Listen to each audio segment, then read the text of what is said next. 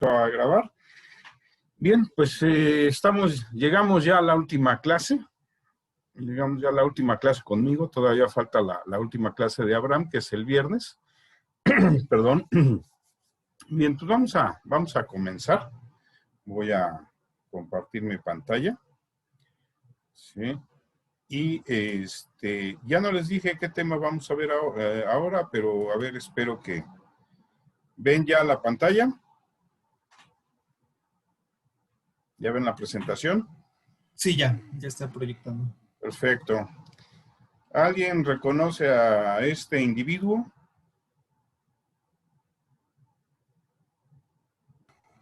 No. ¿No lo reconocen? Es muy célebre. Gracias a él, Bram Stoker escribió una novela llamada Drácula. Les presento a Vlad Tepes, Vlad Dragulia, Vlad el Empalador. Fue un caballero rumano, católico, bueno, cristiano, que se enfrentó a los turcos en alguna de las cruzadas y fue terriblemente eficiente y terriblemente sádico, porque su costumbre es que no capturaba prisioneros. Los que se rendían, los soldados que se rendían ante él, eran empalados mediante una técnica. Se introducía una estaca a través del ano, se pasaba teniendo cuidado de no desgarrar de más los órganos internos, y se colgaba hasta que salía por la boca o por la garganta, por uno de los dos lugares. ¿Sí? Y si lo hacían adecuadamente, bueno, esa técnica de tortura, pues hacía que la víctima, en lo que tardaba en desangrarse y morir, pues eran unos 2 o 3 días, ¿no? Entonces, fue tan terrible y llegaron las historias a oídos de Bram Stoker, que cuando escribe la novela mítica acerca de su vampiro, pues dices, es Vlad Dragulia. Fue, para ser católico, era terriblemente sádico. Entonces, a ver, me están escribiendo aquí. A ver, voy a pasar el link porque parece que está teniendo problemas con... Dejo de compartir un momentito pantalla. Me le paso el link bien. Yo no sé qué sucede, pero bueno. Entonces, bueno, mientras les voy comentando, les digo, entonces, en él se basa eso. Sí existió, en realidad no era vampiro, ¿no? En la vida real no era vampiro, era solamente terriblemente sádico para ser un cristiano, ¿no? Bueno, un católico, un cristiano. En ese tiempo se les llamaba cristianos, aunque bueno, ahora conocemos que hay el otro grupo de personas, ¿no? De los católicos y cristianos. Entonces, 885.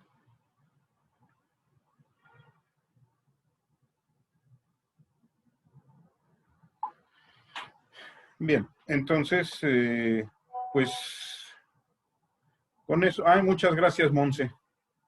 Muchas gracias. Eso es lo bonito, que se haga un trabajo en equipo.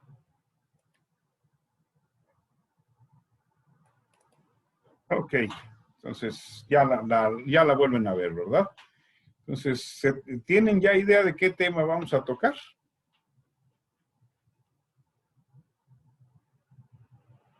Bueno, con este personaje no. A ver si con el que sigue tienen idea de qué tema vamos a tocar. Yo creo que sí lo conocen, ¿no? Robert Pattinson, el actual Batman, que a mí de Batman no me gusta, pero ni tantito, ¿no? Yo me quedo con el Batman, la trilogía de Batman de Christopher Nolan, con con ese extraordinario Guasón, creo que el mejor Guasón que ha existido, ¿sí? Entonces, sí, tortuoso, loco, why so serious, ¿no? A ver, aquí ya tenemos ahora sí. Pues sí, Alma dice que concuerda con ese Guasón extraordinario. Y en cambio el de ¿qué? Aves de presa, y para patearlo al sujeto, man, pero bueno. ¿No? Pero bueno. Entonces, bueno, si con este tampoco, a ver, vamos a ver. Es que no he puesto mi superpuntero láser. A lo mejor con este tienen ya una mejor idea. Un sistema circulatorio, ¿no? El famosísimo Conde Contar. Entonces, evidentemente, pues si estamos hablando de todos estos personajes antes de nuestra clase, pues vamos a hablar del sistema circulatorio. Porque pues, se supone que todos estos sujetos se nutren de sangre, ¿no? Aunque bueno, Pattinson más bien era un vampiro vegano, yo creo, ¿no? Porque pues, más bien comía animalitos y no chupaba gente. Que bueno, él por lo menos, bueno, le veía una expresión en el rostro, pero a la chica, a Bella Paz, siempre la vi igual. Lo mismo si estaba sufriendo por el parto, lo mismo si estaba sufriendo porque la había mordido el otro vampiro, lo mismo si se estaba transformando, lo mismo si estaba llorando, lo mismo si estuviera como estuviera, siempre el rostro, no sé de dónde le dijeron que era actriz, pero bueno, muy bonita, no lo niego, pero de eso a actuar hay un gran trecho, ¿no? Entonces, si ustedes recuerdan, platicábamos cuando vimos respiratorio,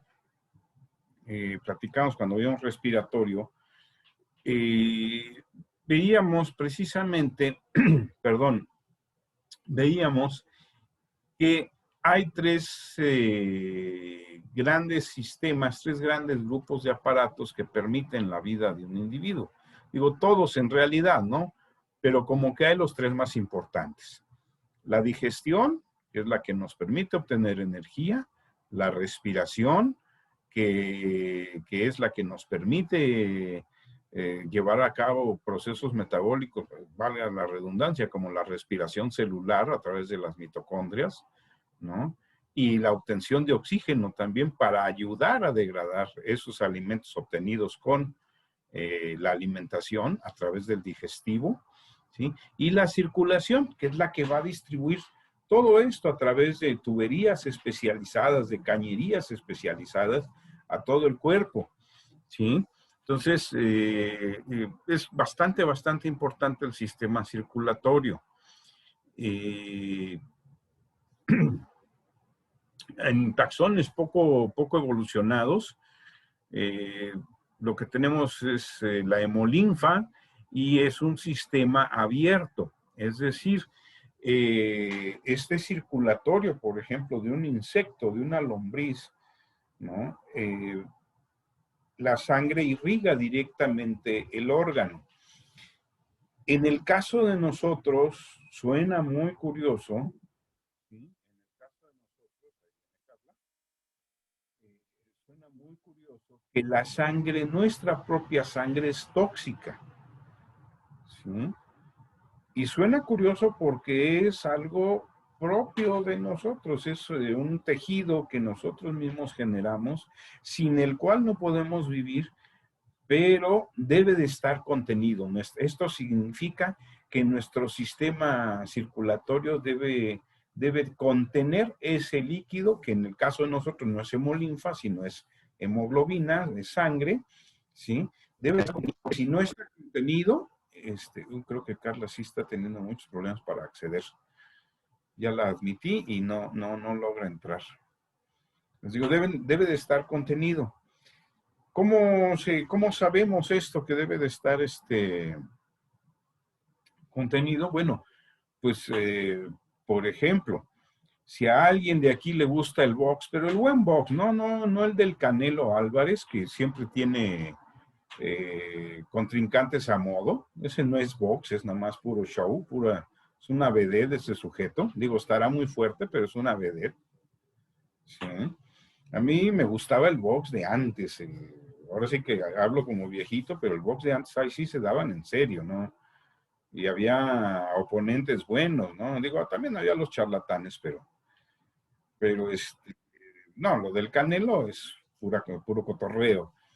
Bueno, cuando en el box le llegan a abrir la ceja a alguno de los boxeadores y la sangre que sale llega a caer en el ojo, lo que hacen el manager es ponerle un tapón de vaseline, ¿sí? Le agarra de esta sustancia, de esta como crema, bueno, es vaselina, pero es más sólida, que es el vaseline, y le pone, ¿no? Le pone un tapón grande. Si no para la hemorragia, el referee tiene la capacidad de parar esa pelea. ¿Por qué? Hace años, cuando no se tenía mucho conocimiento de esta cuestión de lo tóxica que puede ser nuestra sangre, se dejaba que boxeadores estuvieran sangrando y les estuviera cayendo sangre en el ojo. Muchos de estos boxeadores perdieron la vista de ese ojo. ¿Sí? Entonces, curiosamente, nuestra propia sangre es tóxica. Las personas, yo creo que han escuchado hablar acerca de los derrames cerebrales. Un derrame cerebral ocurre cuando algunas venitas o arterias del cerebro se revientan y cae sangre directamente en cierta zona del cerebro. Bueno, pues eso puede traerte consecuencias, secuelas, que pueden ser cosas momentáneas, como el que se paraliza la mitad del rostro o se cae, o sea, quedas como Sylvester Stallone. Sylvester Stallone fue por una mala operación y que le dañaron un nervio. Por eso lo vemos ahí, Adrián, cómo habla, ¿no? Cuando está disparando como Rambo, ¿sí? Pero cuando ocurre este derrame cerebral, parte de las cosas que llegan a ocurrir es, pierdes el control de tus extremidades, ¿sí? Pierdes el control de tus miembros, no puedes moverlos, no puedes hablar, elaborar una frase compleja. Solamente puedes decir palabras monosílabas, sí, no y este. ¿Cómo es que lo sé? Porque a mí, desgraciadamente, yo soy hipertenso. Alguna vez, por no tomar a tiempo la medicina y que se me pasó, ay, no la compré ahora, bueno, la compro la siguiente semana. Ese la compro la siguiente semana, fue nefasto. Me dio un mini derrame cerebral. Afortunadamente no quedé con secuelas, porque puede haber secuelas permanentes, como que no puedes hablar, no puedes caminar bien, no puedes amarrarte las agujetas. Afortunadamente yo puedo hacer todo, pero sí, estaba yo comiendo ahí en la facultad, todavía no venía esta pandemia, y de repente dije, bueno, ya es hora de cerrar el Facebook, dejar de estar de baboso y ponerse a trabajar. Según yo, moví el mouse para que se cerrara y cuál, no se movió. Cuando volteo a ver, el mouse estaba solito y mi mano estaba caída a un lado, ¿no? Y en ningún momento sentí yo eso. Entonces, llegó una alumna que quería trabajar con un microscopio, no fui capaz de decirle que no podía trabajar con ese microscopio, ella se dio cuenta y dio la voz de alarma. A mí, que no me gusta armar argüende, bueno, ese día llegó la ambulancia por mí allá a la facultad y medio mundo viendo, ay, el profe de anatomía iba ya todo leco, ¿no? Pues le dio un mini derrame cerebral, entonces, por eso lo sé. Bien. Tiene tres grandes componentes. No, ahorita sí ya la medicina no falta, ¿no? Entonces, afortunadamente, y no quedaron secuelas, porque a mí me prohíben bucear o andar en la moto, y entonces sí, pues yo creo que llegaría al extremo de hacer lo que Ernest Hemingway, que se me hizo una salida bastante, pues para algunos bastante cobarde y para otros, como para mí, bastante decente, ¿no? Antes de causar tanto lío, Ernest Hemingway a los 61 años se disparó y ya, ahí quedó. Ya no llegó a padecer secuelas de ancianito. Bueno, pero Hemingway era bipolar, entonces le agarró en un momento de bipolaridad cuando se suicidó, pero bueno, entonces sí, si me prohíben todo eso, yo creo que sí consideraría seriamente una salida al estilo Hemingway, aunque no tenga la genialidad de Hemingway, ¿no? Entonces, les decía, se compone de tres grandes, son tres grandes componentes. Arterias, las tuberías para llevar la sangre, sangre, como ya lo mencionamos, y una bomba que va a mover todo eso, que es el corazón. Ya habíamos visto parcialmente el corazón, pero lo habíamos visto desde el punto de vista muscular. Ahora lo vamos a ver como una parte central de este sistema, ¿sí? Curiosamente, mientras más complejos somos como organismos, mucho más complejo es nuestro sistema circulatorio, ¿sí? Bueno, ya les platiqué cómo es que la sangre es tóxica. Entonces, ¿cómo demonios hace la sangre para irrigar, digamos, algo tan pequeño como las yemas de los dedos, como las orejas? Lo hace mediante capilares, nunca irriga directamente, lo hace mediante capilares. Por eso cuando hay cualquier herida, inmediatamente tenemos células que se van a dedicar a protegernos de nuestra propia sangre, ¿no? Se oye curioso, pero es cierto, ¿sí? Se va a dedicar a protegernos de nuestra propia sangre. Bien. Entonces, los componentes, vamos a ver la sangre, el sistema arterial, sistema venoso, el corazón, la estructura y función de la sangre, de los sistemas del corazón, las tendencias evolutivas y adaptaciones de las células sanguíneas, de los sistemas y del corazón. ¿Sí? No es un tema grande, a pesar de que puede parecer así enorme. ¿Sí? No es un tema grande. Vamos a hablar primero de los componentes. Aquí tenemos los componentes primero. ¿Sí? Y bueno, la sangre, la podemos considerar un tejido porque viene del mesénquima, igual que el tejido esquelético y el tejido conectivo, ¿sí? Y se compone básicamente de células sanguíneas y de plasma.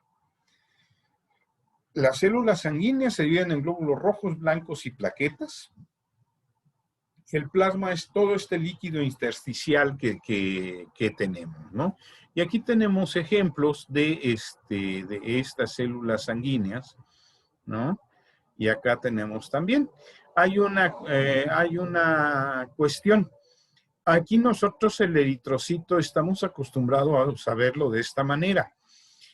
¿Qué característica tiene nuestro eritrocito, muchachos? Es una característica que es muy novedosa. ¿Alguien se la sabe? ¿Que no es nucleado? ¿Perdón, Carla? ¿Que no tiene núcleo? Sí, exactamente. Tienes toda la razón y es correcto. No tiene núcleo. Entonces, de hecho, por eso tiene así una forma como de donita, ¿no? Como sumido en el centro, porque no hay núcleo. Pero eso únicamente ocurre en los mamíferos y en las aves y en algunos reptiles. A partir de anfibios y peces, tenemos glóbulos rojos con núcleo. ¿Por qué ocurre esto? ¿Cómo es que nuestra sangre se renueva? Nuestra sangre se renueva gracias a la médula de los huesos. Fíjense cómo todo está conectado. Entonces es gracias a la médula de los huesos, nosotros renovamos tejido sanguíneo, ¿sí? Sobre todo tejido sanguíneo rojo, o sea, porque tenemos células rojas y células blancas. Las células blancas sí las renovamos también en médula de los huesos, pero también se van a renovar en otro sistema que vamos a ver ahorita junto con porque están íntimamente ligados, ¿sí? Entonces, anfibios y peces tienen glóbulos rojos con núcleo.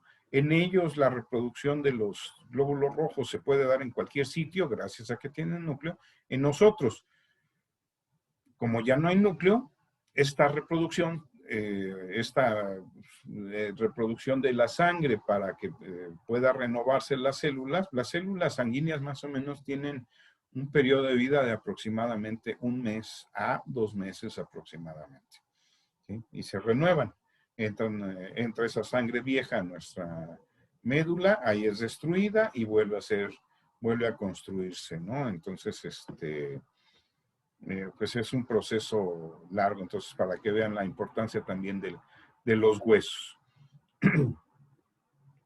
En el caso de las células blancas, algunas las producimos en la médula de los huesos, ¿sí?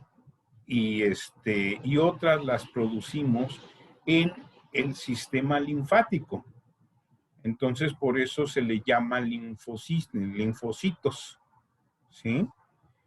Entonces, aquí tenemos todos los tipos celulares, ¿no? Estas son las células rojas, únicamente estas son las células rojas. Inicialmente nuestros glóbulos rojos sí tienen núcleo, pero posteriormente lo pierden. Y al perderlo, ¿qué es lo que ganan? Al perderlo, lo que ganan es una mayor capacidad de llevar oxígeno. Por eso les mencionaba que conforme más complejo el taxón, más complejo es su sistema circulatorio, ¿sí? Las otras son células blancas, así se les denomina, ¿sí? Tenemos los granulocitos, que son basófilos, eosinófilos y neutrófilos. Los agranulocitos, que son básicamente los linfocitos y monocitos, y los trombocitos, ¿sí? Se les llama granulocitos y agranulocitos porque cuando tú utilizas una técnica histológica para teñirlos, de hecho, generalmente cuando vamos a ver tejido sanguíneo, la técnica es un poquito diferente a otros tejidos, ¿no? Porque generalmente lo hacemos en frotis, es decir, ponemos una gotita de sangre, en lugar de en medio del portaobjetos, la colocamos en un extremo, corremos y fijamos, generalmente se fija con alcohol, teniendo cuidado de no lavar la sangre, o sea, se pone el alcohol, o se fija incluso a veces con un flamazo rápido de un mechero, ¡pum! Con eso fijas, pones la tinción y entonces algunos componentes van a tener como granulitos de la misma tinción que ponemos. De hecho, es eosina. Va a tener como granulitos, se va a ver como granulitos y va a haber otras que no tengan esos granulitos. Entonces, por eso se les denomina granulocitos y agranulocitos. Y todos estos forman los leucocitos. Entonces, todas estas células forman parte del ejército que nos protege cuando estamos enfermos, ¿sí? Los trombocitos, por su nombre, ¿qué función tendrán, muchachos?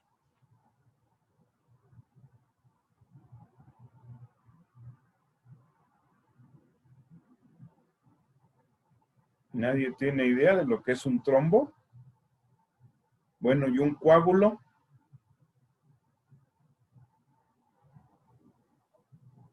Bueno, ¿Sí, lo de las plaquetas? No, ¿verdad?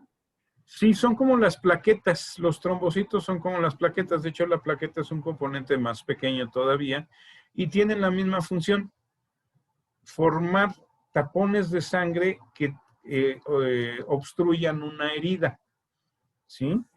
Exactamente. Entonces, esa es la función de los trombocitos y plaquetas.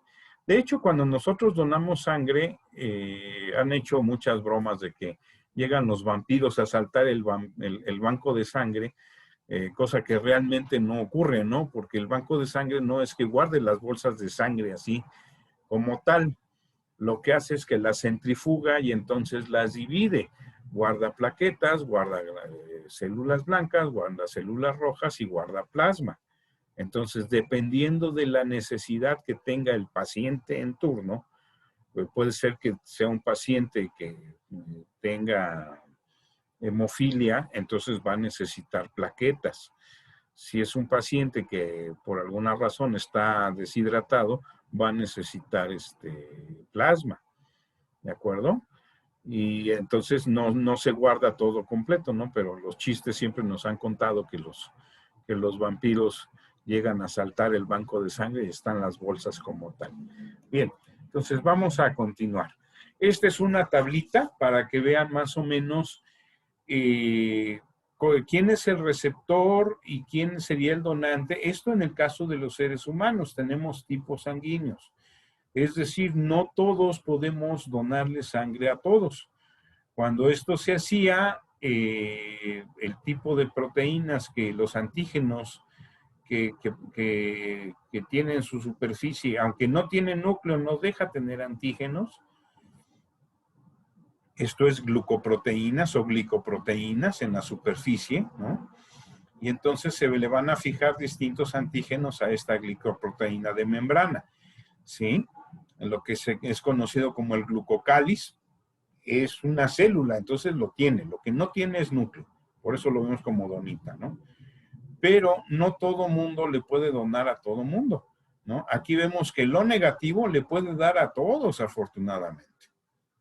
Un O negativo le puede ser donador, es el donador universal, el O negativo. El O positivo puede donarle a algunos, ¿sí? Pero no puede donar, por ejemplo, a los negativos. Y así con los demás, ¿no? Entonces, de hecho, es un ejercicio bastante chistoso porque en Estados Unidos, el hacer este ejercicio a veces se ha descubierto que el papá no es el papá, ¿no? Por la cuestión de la herencia de sangre, generalmente las sangres de tipo O son dominantes y todas las demás son recesivas. Entonces, en Estados Unidos hubo un caso muy sonado en una escuela preparatoria que tenían las sustancias para hacer la prueba de qué tipo de sangre tenían. Unos chamacos resultaban con un tipo de sangre que pues no correspondía a la mamá, pero no correspondía al papá porque era O, y sorpresa, el papá pues era otra persona, ¿no? Entonces, esto es bien importante. También es bien importante, por ejemplo, y ahorita ya no, ahorita afortunadamente como hay los medios ya no se estila tanto. Antes se hacían los análisis de sangre antes de casarse, porque muchas veces ocurría que alguien de la pareja era de sangre negativa y el otro era de sangre positiva, y ustedes dirán, bueno, ¿y eso qué tiene que ver? Bueno, tiene mucho que ver, porque cuando viene el nacimiento, no hay mezcla de sangres. A través de la placenta, nunca se toca la sangre fetal con la sangre de la mamá, nunca se tocan. Pasa por ósmosis todas las sustancias, ¿sí? Pasan por difusión facilitada todas las sustancias requeridas, pero cuando viene el nacimiento, en el momento del nacimiento se empieza a desprender la placenta y en ese momento se da una mezcla de sangres. El cuerpo de la madre detecta el otro tipo de sangre y empieza automáticamente, no es que la mamá se lo proponga, empieza a mandar glóbulos blancos a destruir ese cuerpo extraño. Y ocurrió muchas veces que como no se tenía en cuenta esto, el bebé acababa con hemorragias internas y muriendo. ¿Y por qué? Pues nada más ya estaban haciendo, sí, pero se dio la mezcla de sangres, el organismo reacciona de, chirren, tengo aquí un invasor, y manda cosas para destruir ese invasor y sorpresa. Muchos bebés acabaron muertos hasta que se encontró la manera. Una era vía cesárea, pero también había el riesgo de la mezcla de sangres y que entraran ciertos anticuerpos al cuerpo del bebé y empezar a destruirlo por dentro, causando hemorragias internas. Y entonces ahora ya lo que se hace es es una inyección que evita todo esto. Pero antes era de ley, o sea, te ibas a casar y ya traen sus análisis sanguíneos para ver si son compatibles en ese aspecto o no. Muchas veces se casaron sabiendo que a lo mejor no podían tener bebés por esta razón, o cuando ya se estiló lo de la inyección, bueno, pues no hubo ningún problema. Vamos a hablar ahora acerca de otros componentes de los conductos. Tenemos las arterias. Aquí tenemos una arteria y una vena. ¿Alguien sabe por qué se dibujan así? Una en color rojo y otra en color morado.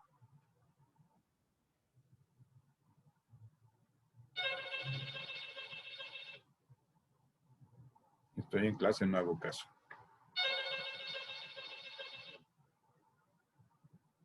Pues siempre lo relacionan con el oxígeno, ¿no? Que lleva más oxígeno la que es de color rojo y la que es de color como azul. Perfectamente, perfectamente contestado. Sí, tienes toda la razón, Monse. La sangre arterial es roja, ¿sí? La sangre arterial es roja porque al estar oxigenada, el grupo hemo está de un color rojo intenso y la sangre venosa es azul.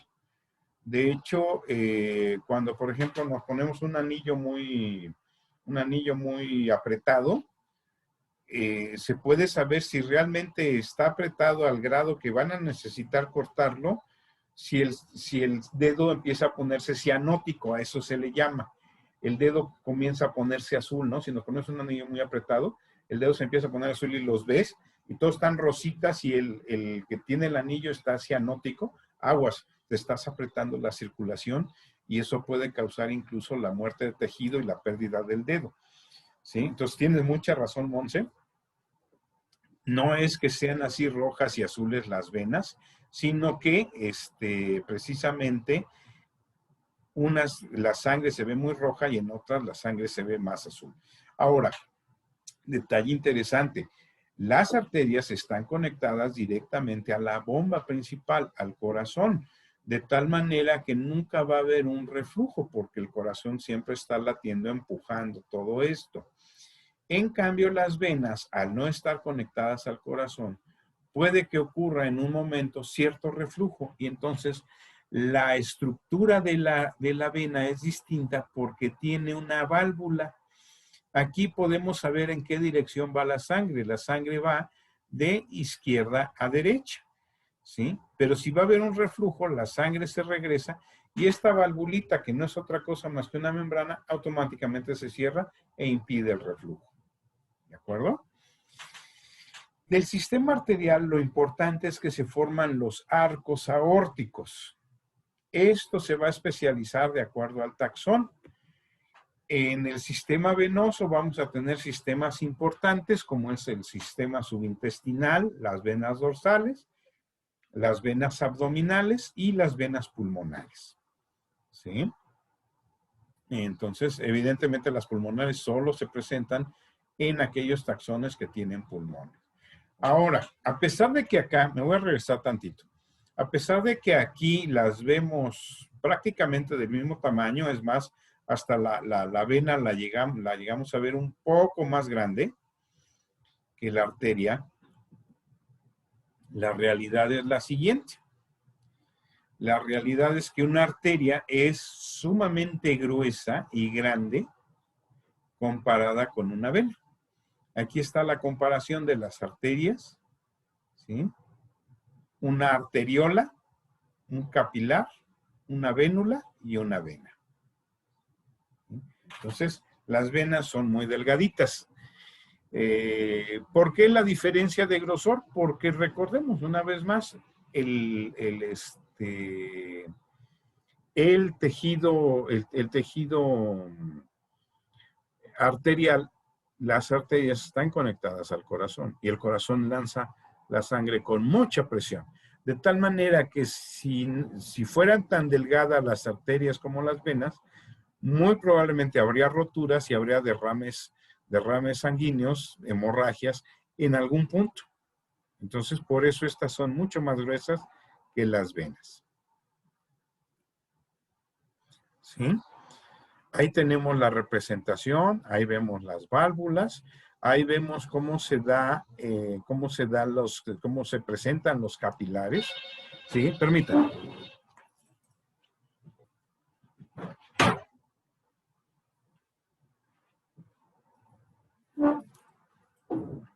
Ya. Chiflar su mouse, perdón por la expresión la jarocha, pero como joden, ¿no? En fin. Entonces, de hecho, por eso no daba clase aquí, porque son muy fregones con el teléfono. ¿Sí? Pero bueno. Ok, entonces, así es como se presentan estos capilares, ¿sí? Así es como se presentan estos capilares y vemos el grosor de una arteria y el grosor de una vena, ¿no? Y vemos las válvulas. Entonces, esta es la estructura. Bien, vamos a pasar a la bomba, lo principal. Órgano compuesto de células musculares especializadas. Ya sabemos qué tipo de células especializadas tiene, ¿no? Está en posición ventral, porción anterior del tronco, y de acuerdo al taxón presenta diversas cámaras y especializaciones. Fíjense en esto. Estos son esquemas de los corazones de lamprea, tiburón, pez óseo y pez pulmonado. Si se dan cuenta, aquí puede llegar a haber mezcla de sangre venosa con sangre arterial, lo cual no es deseable. Esta fotografía de aquí es el corazón de un tiburón que sacaron compañeros de ustedes en una disección. La mayoría de los tiburones los venden eviscerados, ¿sí? La mayoría de los tiburones los venden eviscerados, y pero lo que no les logran quitar porque está muy pegado aquí está muy pegado, en el caso del tiburón el corazón está muy pegado a la columna vertebral, o sea, hacia la parte dorsal del cuerpo, ahí no está tan ventral, entonces no se los quitan, ¿no? No se los quitan y pues afortunadamente, ¿sabes? Trajeron su tiburón, dijeron, ya sabían que no tenían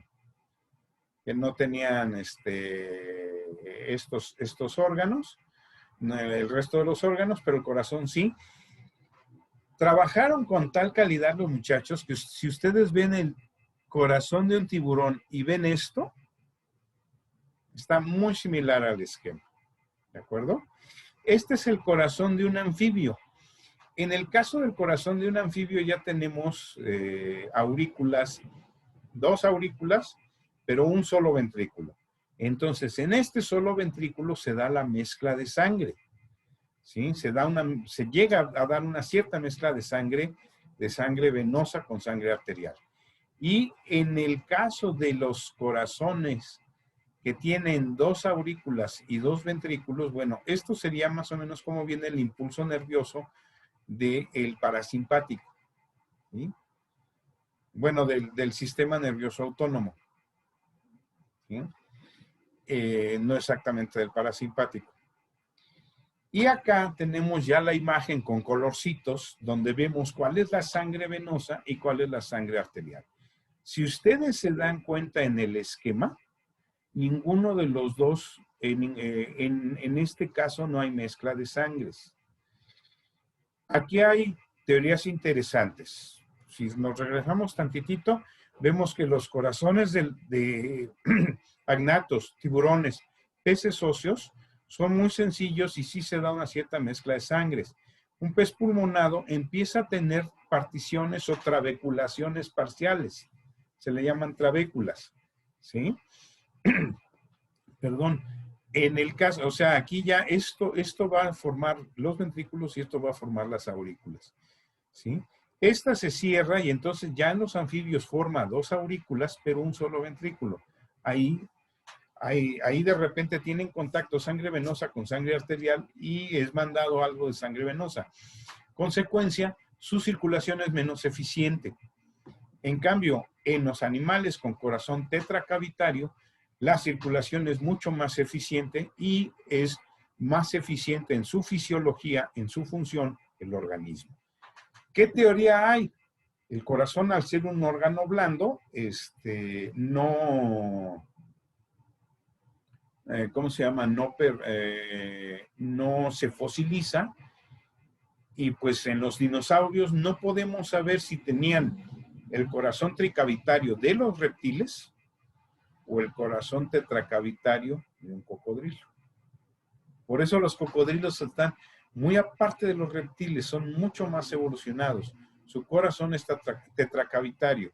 En las aves el corazón es tetracavitario. Entonces, la lógica que nos dicta que el corazón de los dinosaurios era tetracavitario, esto traería una mayor eficiencia en la circulación, mayor eficiencia en su fisiología y un éxito evolutivo del cual estamos conscientes con la era de los dinosaurios, que es como se le llama. Ya regresamos. Bien. En el caso de los latidos del corazón humano, se ha podido establecer alguna, ¿cómo se llama? Una gráfica y se han podido ver este tipo de situaciones en la gráfica. De tal manera que cuando a nosotros nos hacen un electrocardiograma, pueden determinar si tenemos alguna alguna afección cardíaca. ¿Por qué? Porque fíjense, aquí está la gráfica, ¿sí? Aquí está la gráfica.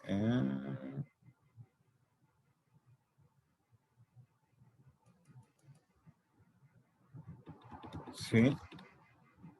Aquí está la gráfica y relacionada a cómo se está presentando el movimiento en el corazón. ¿De acuerdo? Entonces, nos da un latido normal, un latido muy rápido, taquicardia, un latido muy lento y un latido irregular. Entonces, todo eso le dice al médico, aguas, aquí hay esta situación, ¿sí? Desgraciadamente, en pocos animales se ha establecido esta misma gráfica porque esta gráfica se establece, la onda P, complejo QRS y onda T, para corazones de qué tipo? Tetracavitarios. No podríamos establecer esta misma gráfica, tendríamos que adaptarla a corazones tricavitarios como los de los anfibios o corazones de 3 cámaras, pero ya no son 3 cavidades, sino son 3 cámaras independientes como son las de los peces o los tiburones. ¿Sí? Entonces vamos a ver ahora la estructura y función. Ahí está la sangre, ¿sí? Ahí está la sangre. Esto es como se ve en microscopía electrónica de barrido y coloreada artificialmente por la computadora, es decir, le dice a la computadora, pues los eritrocitos ponme los rojos y los leucocitos ponme los blancos, y así se ve, ¿sí? Así se ve. Tiene una gran cantidad de proteínas, no solo transporta oxígeno la sangre, transporta una gran cantidad de sustancias, ¿sí? Transporta una gran cantidad de sustancias. Por ello tiene una presión osmótica superior a la de las células intersticiales y se puede dar ese fenómeno de la ósmosis, de que estén pasando las sales, los minerales y las sustancias necesarias a los tejidos que así lo requieran, ¿sí? Posee globulinas, albúmina y fibrinógeno. Y así lo veríamos más o menos, ¿no? Los glóbulos rojos y las sales de esta sangre. Bien, en el sistema arterial, lo que habíamos dicho, los arcos branquiales que incluso definen a los taxones, ¿sí? Que incluso llegan a definir a los taxones. Esto es, recordemos que tenemos arcos faríngeos que se transforman en arcos branquiales, ¿sí? Y entonces, asociados a estos arcos, tenemos derivaciones de la aorta. Recuerden que una de las arterias más importantes es la aorta dorsal, ¿sí? Y entonces se forman los arcos aórticos. Entonces vamos a ver cómo cambian estos arcos aórticos de acuerdo al taxón. Y ojo, la ventaja de que ya no hagan examen es que esta era pregunta de examen, tanto de exámenes que hacía Abraham como de exámenes que hago yo. ¿Cuáles arcos aórticos conserva qué taxón? Tenemos un predecesor teórico que tiene sus 6 arcos aórticos, ¿sí? Después tenemos el inciso B, que es un tiburón. Ya no tiene el primer arco aórtico, tiene el 2, el 3, el 4, el 5 y el 6 completos, ¿sí? Completos. Es decir, forma como tal un arco, ¿sí? En el C, pez pulmonado, tenemos el 2, el 3, el 4 el 5 y el 6. También están completos, pero ya no se ven los que están unidos, que forman, o sea, ya no hay ese tejido intersticial y capilares, es en el arco 3, ¿ya se fijaron? ¿Sí? El inciso D, un teleósteo. Tenemos arco 3, arco 4, y arco 5 y arco 6. Y ninguno de ellos está unido. Entonces, vean cómo cambia. Tenemos el inciso E, una salamandra terrestre. Tenemos arco 3, tenemos 4, 5, 6, pero fíjense las alteraciones que hay, ¿no? Hay ciertas, estos están unidos. Cuando están así con esta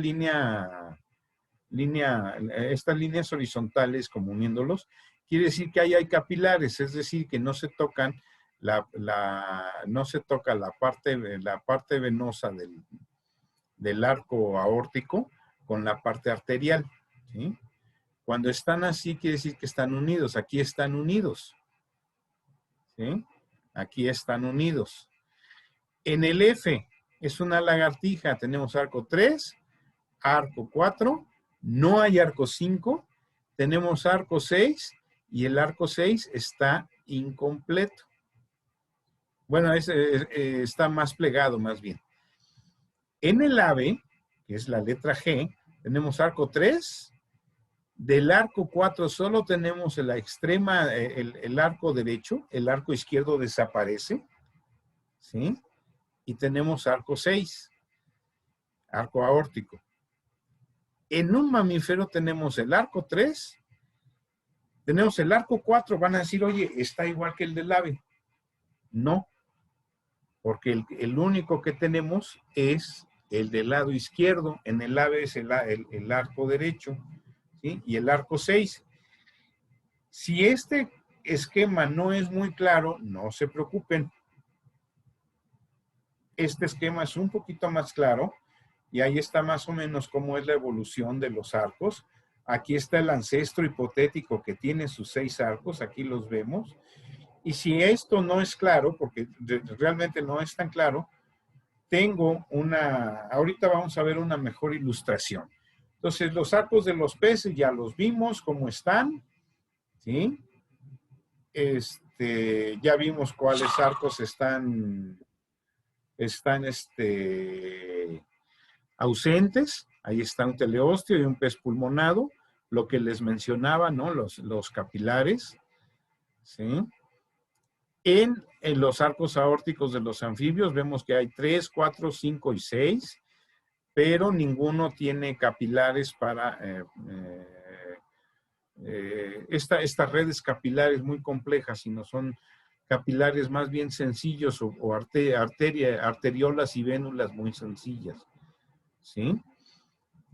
Aquí tenemos una salamandra en etapa larvaria, ¿cómo se ve? ¿No? Ya no están estos arcos aórticos. Una salamandra adulta, vemos que hay la fusión de uno, ¿sí? Y una rana adulta. Y de hecho vemos cómo está conectado a los pulmones, ¿de acuerdo? En los mamíferos, reptiles, aves y mamíferos, ya vimos, o sea, son los amniotos, ya vimos cuáles son las adaptaciones, ¿no? En unos está presente el arco derecho y en otros está presente el arco izquierdo. Estoy yéndome rápido para que podamos llegar al esquemita que quiero que vean, donde les va a quedar más claro, porque esto puede resultar confuso. Ahí está, este era el que estaba yo buscando. Este es el ancestro hipotético, de hecho está en blanco.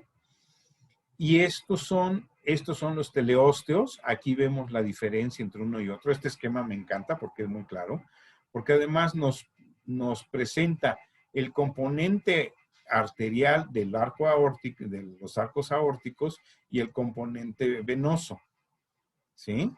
Aquí lo estamos viendo también, como es un urodelo terrestre, un anuro, un reptil generalizado, una serpiente, un ave. Aquí se dan cuenta que solo tenemos solo tenemos el arco, un arco aórtico, y en el caso del mamífero tenemos solo el otro arco aórtico.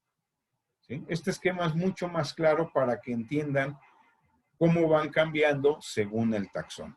Les digo, ¿se salvaron? Esta es la pregunta de examen. Suertudos. Bueno, el sistema venoso, como ya hablábamos, era el sistema subintestinal, venas dorsales, venas abdominales y venas pulmonares. ¿Sí? Las venas pulmonares solo se presentan, como su nombre lo dice, en animales con pulmones y que llevan la sangre de los pulmones al corazón. Perdón. Bien. Sí, no, de hecho, ¿cómo se hacía el examen? Se les ponía alguno de estos arcos aórticos y se les decía, bueno, este arco aórtico, ¿a qué taxón pertenece? Y ustedes tenían que acordarse de este esquemita. ¿Sí?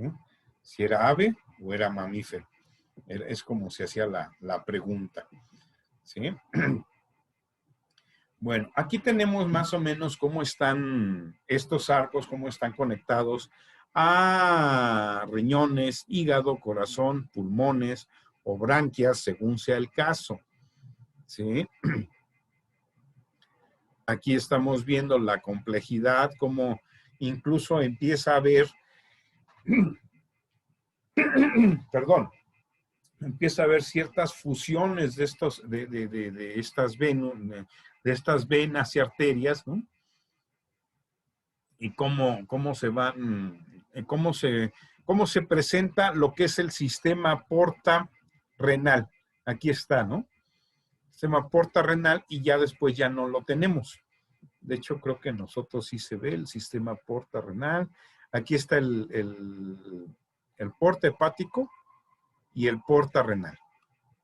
Y de repente deja de presentarse. ¿Sí? ¿Por qué? Porque no es tan importante ya que se realice la filtración en los riñones. ¿Sí? Ya deja de presentarse. A partir de los cocodrilos ya no tenemos. ¿Sí? Fíjense, todavía en la tortuga tenemos porta renal. En los cocodrilos ya no tenemos. Fíjense cómo están clasificados como reptiles y fíjense ya la diferencia tan grande que hay anatómicamente a nivel de esto. En el ave evidentemente ya no. En el ser humano ya tampoco hay sistema porta-renal. Este es un sistema primitivo, ¿no? Y bueno, vamos a hablar ahora de la estructura y función del corazón. Es la bomba que va a mover esto. Vemos que habíamos dicho que hay aurículas y ventrículo. Hay corazones de 3 cámaras, ¿sí? A esto le llamamos cámaras. Y tricavitario. Aquí, aunque son cámaras, ya no están colocadas linealmente, sino ya se fueron englobando, se fueron haciendo un órgano más voluminoso, de tal manera que el corazón de anfibios es ya un poco más voluminoso y el de reptiles, aves y mamíferos es, sobre todo, aves y mamíferos es todavía más, ¿sí? Mucho más voluminoso. ¿De acuerdo? Aquí vemos en dónde está, vemos lo de los arcos, aquí, no sé por qué tengo esta imagen acá. Bueno, aquí tenemos dónde está el corazón y cómo se da la circulación, ¿sí? Los arcos aórticos, cómo está, en el caso de un tiburón, en el caso de un urodelo, fíjense aquí cómo llega va una parte hacia los pulmones, perdón, y otra parte va hacia las branquias. Entonces ahí tenemos una doble oxigenación, pulmones y branquias, y este sistema está modificado precisamente, su sistema está modificado precisamente para poder captar oxígeno de ambos lugares y poder distribuir. Y esto es en un mamífero hipotético. De hecho, esta imagen es sacada del Romer. ¿Sí? Aquí algo que me gusta más, a mí me gustan más los diagramas más simplificados porque nos ayudan a entender toda esta maraña de tubos que estamos viendo, nos ayudan a entenderlo un poquito más. Aquí tenemos esto en la diferencia entre peces y mamíferos, Y aquí este esquema que para mí es fascinante porque nos da una idea de cómo está la circulación en un pez. Vemos que tenemos un corazón de 3 cámaras, no tricavitario, sino de 3 cámaras lineales. Vemos hacia dónde va la dirección de la sangre. Los capilares de las branquias, aquí se oxigena. Y después viene la circulación sistémica. La circulación sistémica es aquella circulación que se da al resto del cuerpo. Tenemos circulación pulmonar, tenemos circulación hepática, y tenemos circulación sistémica. Entonces, la sistémica es la que se va al resto del cuerpo. Aquí vemos que, por ejemplo, esta sistémica pasa una parte que ya es del digestivo, hígado. Esto es el sistema porta, ¿sí? Y aquí la regresa. Ya, esto es sangre arterial, sangre oxigenada. Aquí ya empieza a volverse sangre venosa. Y esto es el sistema porta, aquella que conecta el intestino, sobre todo la parte del intestino delgado, el duodeno, ¿se acuerdan? Con el hígado. ¿Para qué? Para que el primero que reciba nutrientes sea el hígado, ¿sí? Tenemos aquí los capilares, aquí tenemos el sistema porta renal, para que se limpie la sangre, y el resto de la sangre pasa por acá. Entonces es un esquema muy bonito acerca de la circulación de un pez. Y en el caso de la circulación de un animal con corazones tetracavitarios, pues aquí lo tenemos, ¿no? Vemos cómo es diferente. Va hacia los pulmones, esta es sangre venosa, va hacia los pulmones, se oxigena, ¿sí? Regresa por la vena pulmonar y aquí se manda a la aorta sistémica, de ahí se va lo que les dije, la circulación sistémica al cuerpo, y parte de esta circulación sistémica va, si se dan cuenta, ya no hay sistema porta renal. De hecho, ya ni los riñones dibujan en este esquema, pero sí siguen dibujando el hígado y el intestino, y tenemos el sistema porta hepático. Esto sigue ocurriendo, ¿de acuerdo? Esto sigue, ahí sí sigue llegando sangre. Curiosamente al hígado le llega muchas veces sangre venosa, ¿sí? Le llega sangre venosa sin mucho oxígeno, pero con una gran cantidad de nutrientes. Bien, estos serían los arcos, como se vería, bueno, y cómo se vería la evolución de todo esto, como aquí lo pueden ver con el ancestro hipotético, que siempre lo ponen por fuera del cladograma, y de ahí hacia adentro del cladograma, cómo se da la circulación. En anfibios, vean la oxigenación, vean qué está tomando en cuenta, la piel, ¿no? Cuando vimos respiratorio, piel y pulmones, y entonces es importante esto, ¿no? Bien, hay un detalle, y yo creo que todos hemos visto a las jirafas hacer esto, tomar agua. Su corazón está ubicado en donde está el punto blanco. Y es un corazón de los más grandes y de los más fuertes porque tiene que elevar la sangre hasta una cabeza que está de 2 a 3 metros por encima. ¿Qué sucede? Tiene mucha fuerza ese corazón. Pero ¿qué sucede cuando la jirafa se agacha?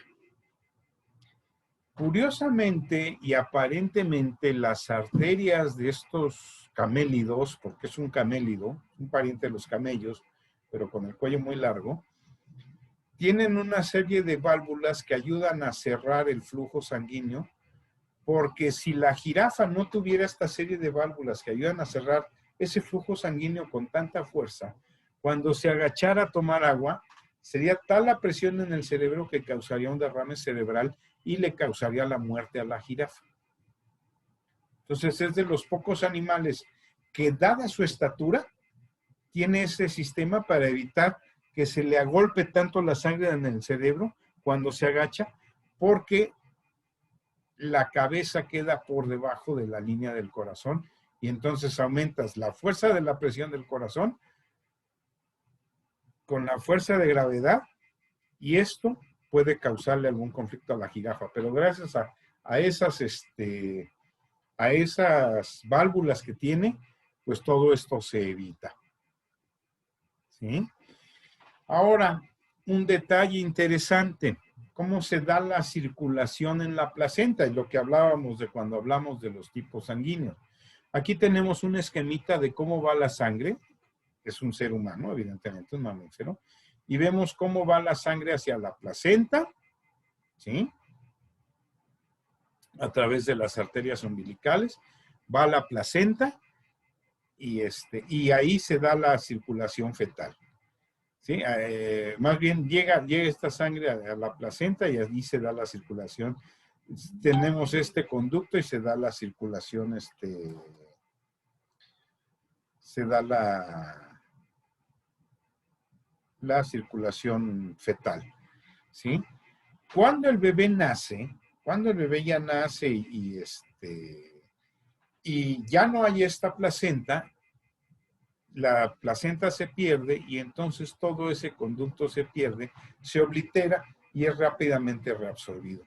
Y entonces ya la circulación del bebé es una circulación perfectamente normal. ¿Sí? Vemos aquí la concentración de oxígeno en la sangre de alto, la más oscura, medio, la gris y muy bajo, la gris claro. Entonces, fíjense cómo pueden comparar y vean el esquema, vean la diferencia cuando hay placenta y cuando no hay placenta, ¿no? Bien. Esto sería un ultrasonido de las válvulas del corazón, visto desde distintos ángulos. Tenemos la válvula, esta es la tricúspide y esta es la mitral, ¿sí? Y aquí lo estamos viendo. Así se vería. Es una ventaja porque ya no nada más utilizamos el electrocardiograma, sino también utilizamos lo que es un ultrasonido y estamos viendo aquí ¿cómo se llama? La gráfica precisamente de la que les hablaba en el electrocardiograma. Sin embargo, el electrocardiograma sigue siendo lo mejor para poder determinar alguna afección cardíaca. Pero ya para verla como tal, es aquí. ¿Sí? ¿Qué sucede? ¿Alguien ha escuchado cuando dicen, es que tiene un soplo en el corazón? ¿Alguien sabe a qué se refiere?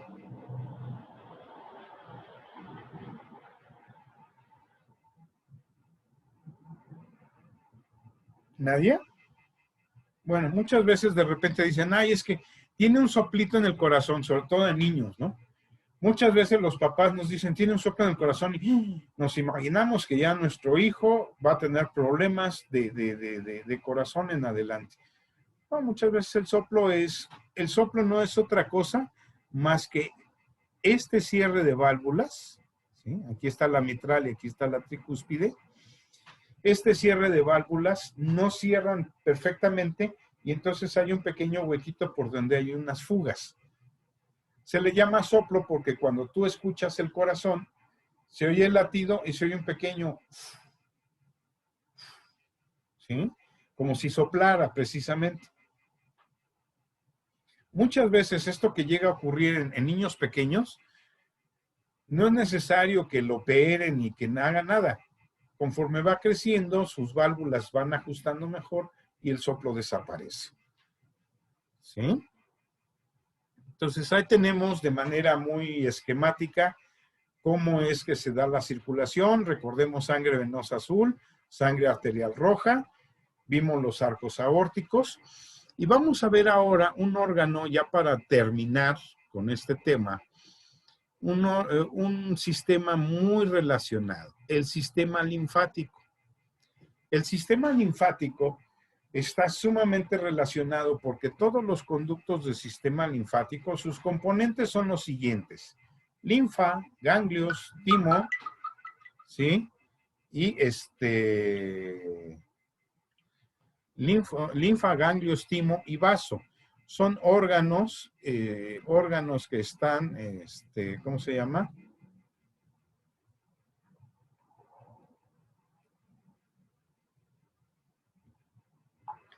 Son órganos que están,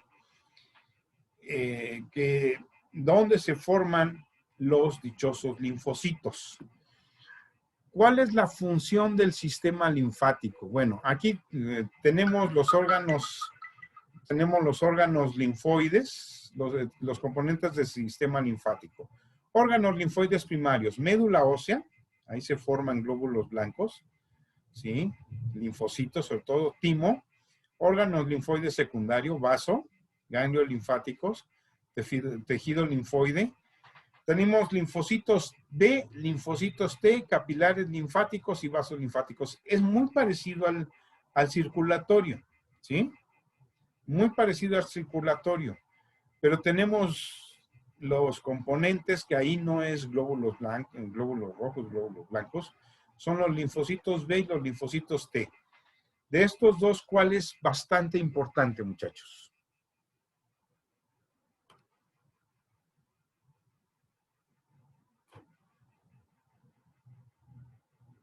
Y tiene que ver con un tema de enfermedades recientes.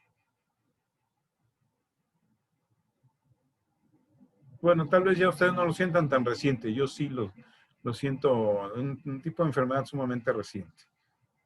El SIDA, el VIH. ¿Alguien sabe cómo opera el SIDA? ¿Qué es lo que hace el SIDA?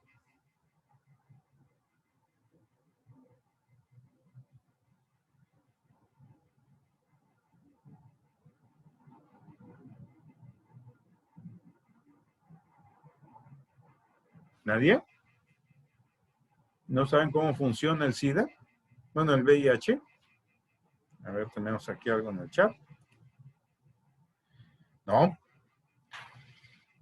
En el caso de...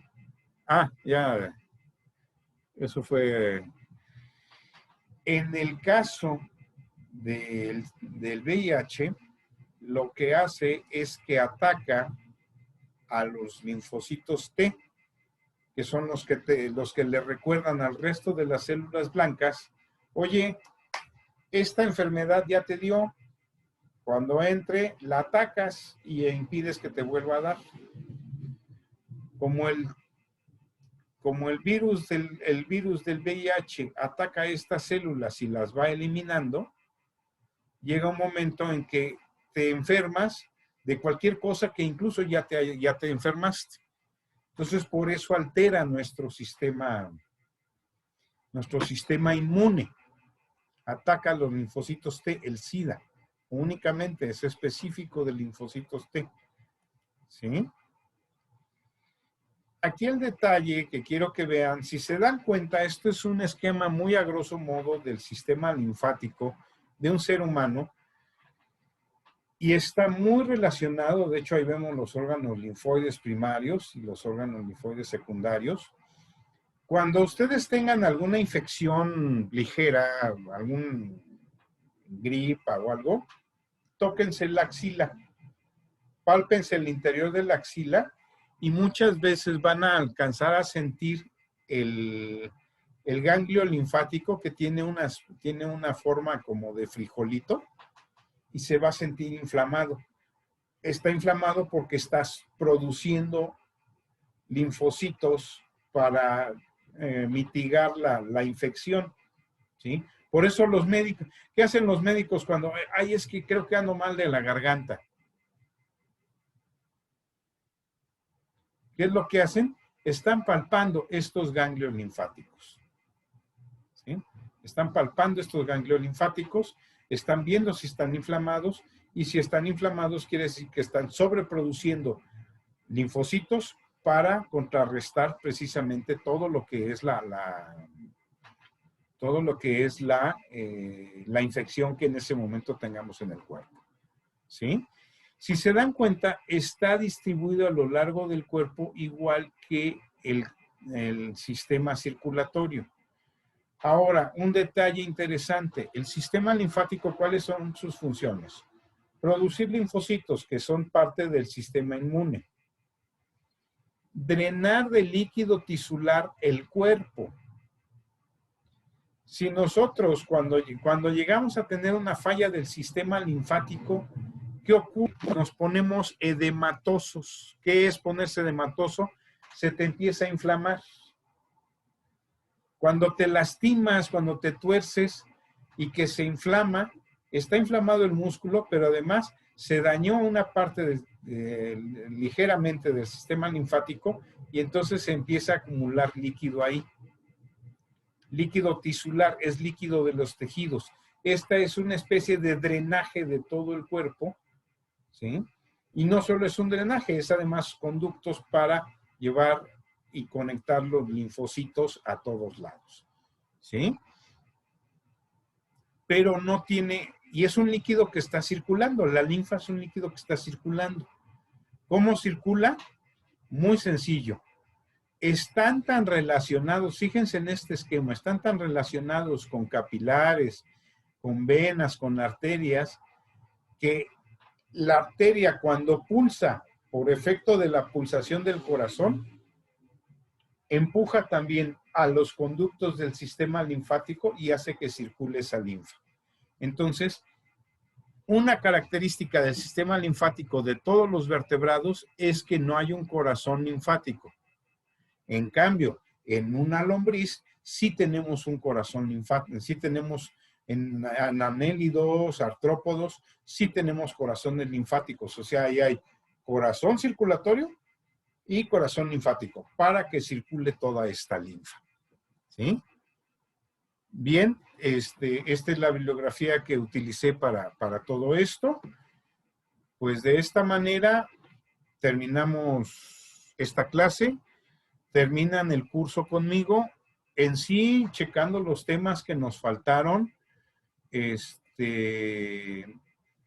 no hay muchos temas que faltaron. Faltó explicar un poquito mejor genital. No sé si se vaya a lo vaya a ver Abraham la siguiente clase, pero si no, entonces yo subo ese video al canal de YouTube para que lo tengan. De hecho, lo voy a subir completo. Va a ser urogenital, o sea, todo completo para que lo tengan y tengan algunos, tengan como el peje otros datos, ¿no? Entonces, pues de esta manera, muchachos, y junto con Nervioso, vamos terminando el curso. La verdad es que yo lo que puedo expresar ahorita, mi sentir hacia este grupo, es que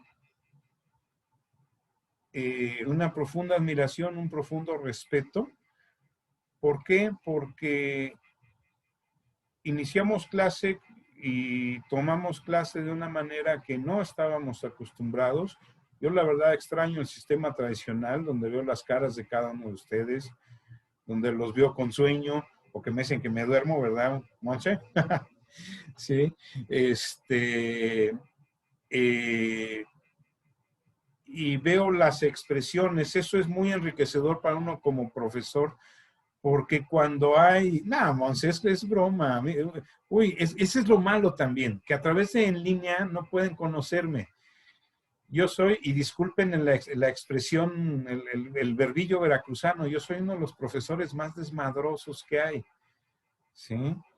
Me encanta el desmadre, y me encanta el desmadre en vivo con ustedes. Aquí no se puede echar tanto desmadre.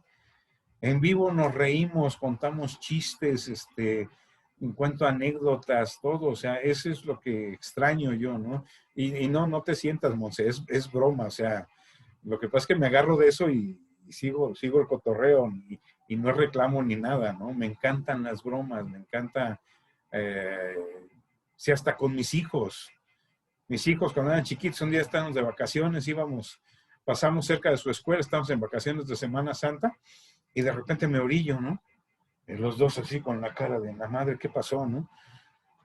Y lo padre era que su mamá, aunque nos divorciamos, me seguía, sabía qué onda rápidamente y me seguía la broma. Digo, oye, pues ya nomás falta una semana de vacaciones, pues, ¿qué dices si los dejamos de una vez y ya así no llegan tarde el primer día, ¿no? Y la mamá de mis hijos, sí, me parece bien. No, nosotros así con cara de, no jodas, ¿no? Pues yo sigo de vacaciones. Entonces, así como eso, varias cosas, ¿no? Entonces les digo, me gusta mucho bromear. A mí me gusta mucho verlos porque, o sea, estar en vivo más que en línea, porque hay un detalle y me he dado cuenta. Cuando alguno de ustedes hace una expresión de ¡ah! Ese ¡ah! Es cuando una idea embona y ese concepto difícilmente se les va a olvidar. ¿Sí? Esa es la enorme ventaja de una clase en vivo a una clase virtual. ¿Sí? Ustedes podrán decir, no, pues la ventaja de la clase virtual es que me puedo dormir, nomás escuchar ahí la aburridora del profesor y luego veo el video, ¿no? Sí, entonces, la verdad es que el estar presentes, las personas que siempre estuvieron presentes aquí, ¿sí? El estar participando, de repente abriendo su micrófono y participando, incluso aunque no hayan participado mucho, simplemente el estar presentes, habla del compromiso que tienen ustedes como estudiantes y como profesionistas. Y eso no me puede causar a mí más que respeto y admiración hacia ustedes como grupo, hacia ustedes como personas y hacia ustedes como futuros colegas. ¿Sí? Entonces, muchas gracias por haberme permitido darles clase, aunque sea de esta manera anómala, que bueno, pues no podemos convivir todavía así mucho. Me gustaría, si alguno tiene algo que comentar, pues el micrófono, puede abrir el micrófono. Y pues me gustaría mucho escucharlos y si algo tienen que comentar. Y de hecho,